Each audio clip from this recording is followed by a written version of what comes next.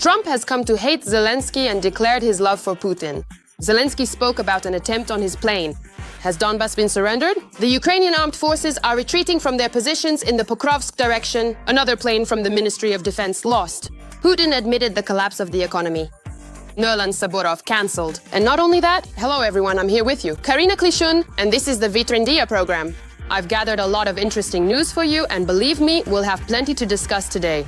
So let's get started. They threaten over the phone, demand that we bow to Putin, and have come to hate Kyiv because of its intransigence. And Crimea is surrounded by an ocean. Now, briefly about the negotiations and peace, which seem to be getting closer than further away. Zelensky is now facing open pressure. As reported by Axios journalists, the US peace proposal has become even worse for Ukraine after Trump's advisors Witkoff and Kushner met with Putin on December 2nd. As noted, the US proposal had tougher conditions than previous versions. Moreover, Trump's advisors, right after their conversation with Putin, wanted Zelensky to agree over the phone to surrender Donbas. The US is clearly taking Russia's side because instead of putting pressure on the aggressor, they decided to pressure Ukraine. But in response, Zelensky stated that exchanging Ukrainian territories for security guarantees is not being considered. Ukraine has no right, according to the Constitution, international law, or moral law, to give up its territories. And he mentioned that there is a proposal from partners to exchange part of the temporarily occupied Donetsk region and the Zaporizhzhia nuclear power plant for territories that Russia hasn't even captured yet. Zelensky also told journalists that Trump's peace plan had 28 points. But today, Umarov presented 20 to Zelensky. The contentious points have been removed. This version of the plan will be sent to the United States in the evening. And for now, we will not find a compromise regarding the territory. Zelensky emphasized that Trump has his own vision for ending the war in Ukraine, and it is very different from the Ukrainian one. At the same time, Trump has also started to say that he will not help Zelensky forever. At the same time, the United States is making a lot of money by selling weapons to Ukraine. After all, Kyiv has long been buying them, not just receiving them for free. Europe is on Ukraine's side. They reacted skeptically to Trump's actions. And Trump called them impotent. And he says that because of their indecisiveness, he is excluding Europe from the peace deal. Moreover, Trump started speaking in Putin's terms, saying that elections should be held in Ukraine. But what kind of elections can there be when cities are under attack every minute? Trump claims that the war between Ukraine and Russia began when Obama gave up Crimea. Not when Russia attacked, but when Obama surrendered it. He emphasized that he has excellent knowledge about Ukraine and its territories. But it's hard to disagree with that, especially when he said that Crimea is surrounded by the ocean on all four sides. Every time I look at this map, I say, oh, this Crimea is so beautiful. Wow, it's surrounded by the ocean on all four sides. He clearly didn't study geography, but he keeps insisting that Ukraine should accept that it will lose. After all, Putin hates Zelensky. But then again, Zelensky hates Putin too. I know that many of you are watching us from outside Ukraine, and I'm curious to know which country you're watching this video from. I know there are a lot of people here, even from Russia, as well as from Europe and America. Do you support the Russian Federation, or are you one of the reasonable ones? Write in the comments. It will be interesting to learn about the geography of the viewers and your opinions on what's happening. By the way, while answering journalists' questions, Zelensky confirmed that drones were indeed hunting his plane while he was flying to Ireland. He said that the most they can do is be as careful as possible. There will be an investigation.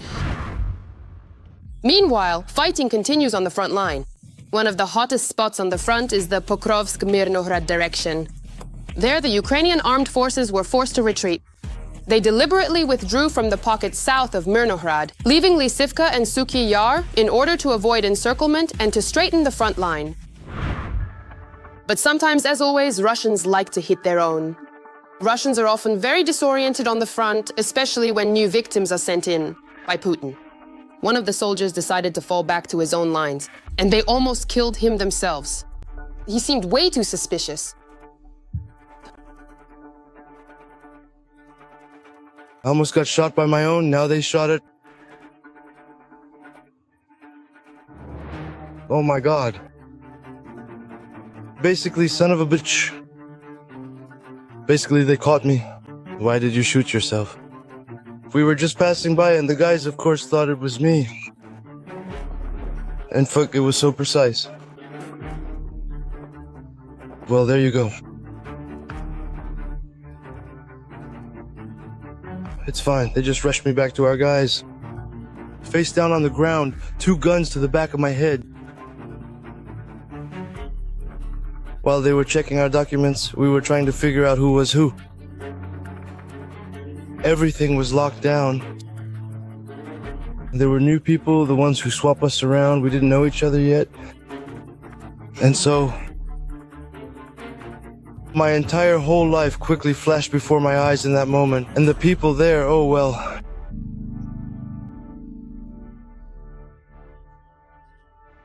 Yeah. And then they blame everything on the AFU. Meanwhile, in Russia, the troubles with airplanes continue.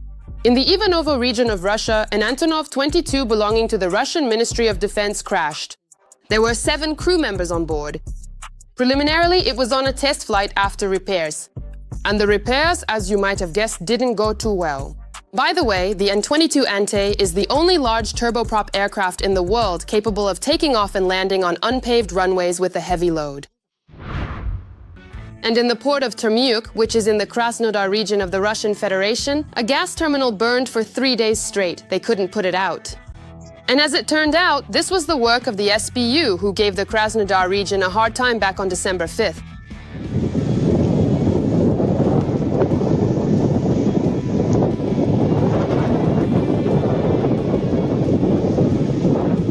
According to insiders, these were Alpha drones.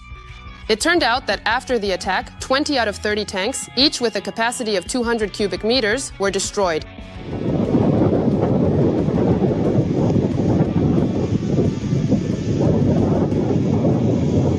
Overall, the fire spread over as much as 3,000 square meters.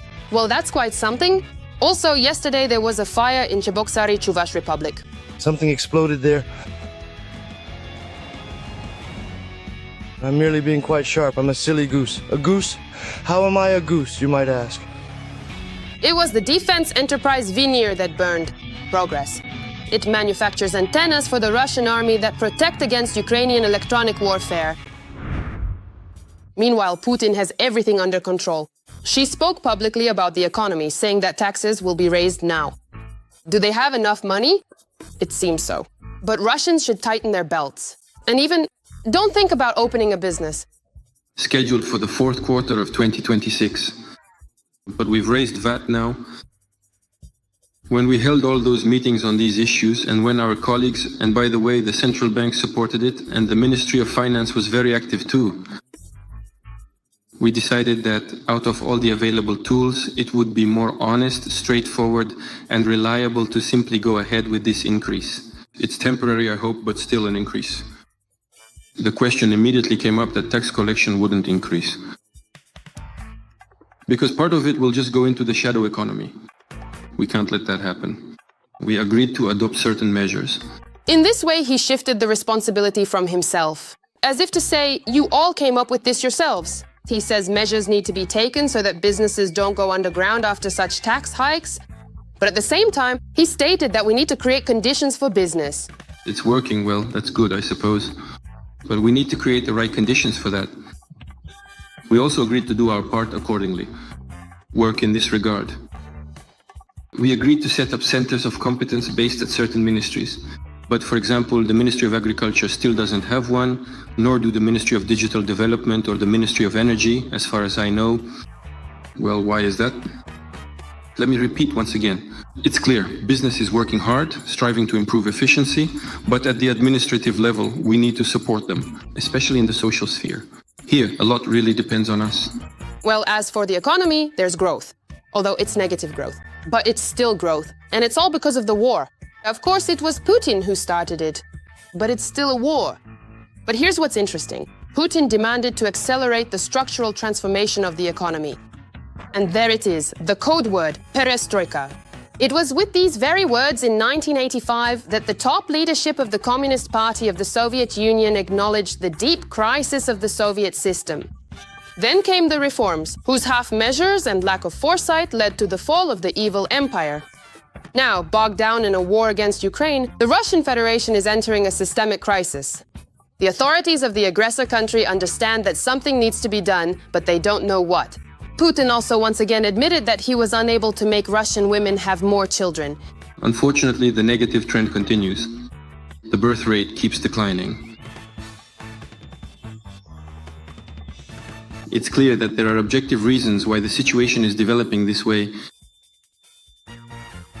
including global demographic trends, as well as yet another overlap of our negative demographic waves from the mid and late 20th century, which are once again making themselves felt today. Maybe it's because the economy needs to be restructured so people can live normally? Friends, what do you think about this? Share your opinion in the comments. You know I'm always in touch, I read everything, and of course I reply to you there, so I'll be waiting. And don't forget to like this video. This small action from you is a big support for the whole In Trend team. And really, how can people have children if they have nowhere to live? As Russian media report, the court has rejected the lawsuit filed by residents of the ancient villages in Yakutia. Their homes are set to be demolished to make way for the construction of a bridge across the Lena River. 9 residents of the villages of Tabaga and Staraya Tabaga asked for the Yakutia government's order to seize their land to be declared illegal. The locals stated that the document violates property rights, did not undergo an anti-corruption review, and was not published in accordance with the law. The Supreme Court of Yakutia concluded that, according to the law, land can be forcibly seized for major investment projects and that there is no violation of the rights of local residents. Curtain. Meanwhile, in the Kursk region, residents gathered for a spontaneous meeting demanding the reinstatement of cancelled monthly payments. Putin promised them compensation in the amount of 65,000 rubles. And then apparently he changed his mind. Subtitles editor A. Semkin, proofreader A. Yegorova.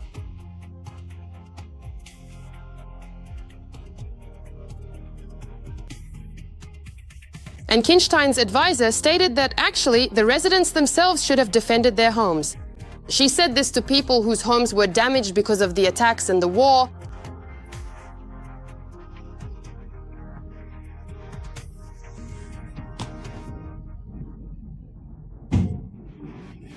No, I said, you said it, so tell us, how exactly were we supposed to defend ourselves? Then please repeat it on the phone, for me. I'll record it. Men should defend their homes. And why is that? Then why did the soldiers repeat it? Repeat it. I'll record you. That's how it is. They left the young men at the border. Listen, where? They weren't left there, Lena. My son was stationed there, and a month before the invasion, his unit was withdrawn. They were driving, transporting cannons. How exactly residents were supposed to stop shells and drones flying into their homes with their bare hands, Hinstein's subordinate did not explain. But you ladies keep giving birth. That's necessary. Meanwhile, in Omsk, police officers pelted a husky with chunks of snow, after which the dog did not survive. The day before, the dog had been sitting for several hours at the entrance to a store. At the same time, he was not behaving aggressively, just lying there, exhausted. Eyewitnesses called the police, who could think of nothing better than to pelt the husky with snow.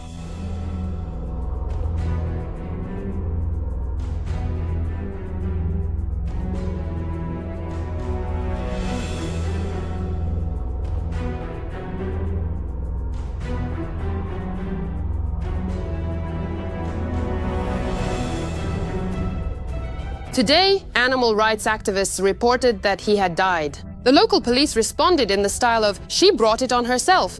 They say the dog was aggressive and they simply threw snow at it to drive it away from the store where it allegedly attacked people. According to the police, it is unknown why the animal died.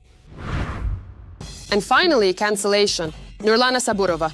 In Russia, comedian Nurlan Saburov has begun to be banned for ridiculing Russians visiting his native Kazakhstan. What with Russia? Are there any previous ones?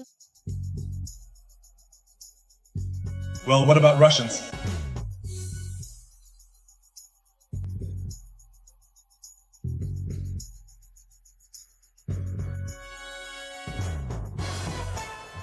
Kazakh, are you studying it already?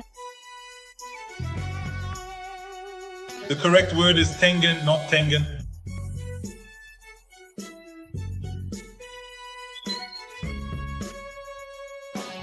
It's the same as 200 rubles.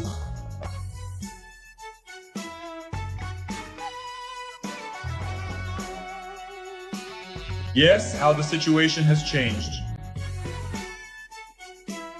About 10 years ago, when workers from Central Asia came to Moscow, Russians were sitting there. Who's that there? Kirkelbeck. Who exactly is this person coming towards me? Did you arrive here by taxi? Kurkurkultul. Now, absolutely everyone is like, oh, Almaty, Almaty, I have always dreamed of visiting this beautiful city.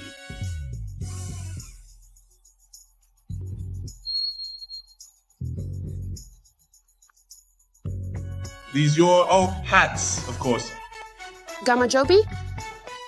In the Obninsk-Kaluga region, a stand-up comedian's concert was cancelled at the request of local Z patriots due to controversial statements he made. Saburova. Officially, the cancellation was explained by roof repairs at the House of Scientists. Further south in Artovsk, he was also not allowed to perform at the end of November under the pretext of an emergency at the Oktyabr Cultural Center. Right when radicals complained about the comedian to the investigative committee because of a joke about Jesus. For now, Saburov has a concert scheduled in Ryazan on December 10th, but now there is also talk about cancelling it. Jesus was the class monitor.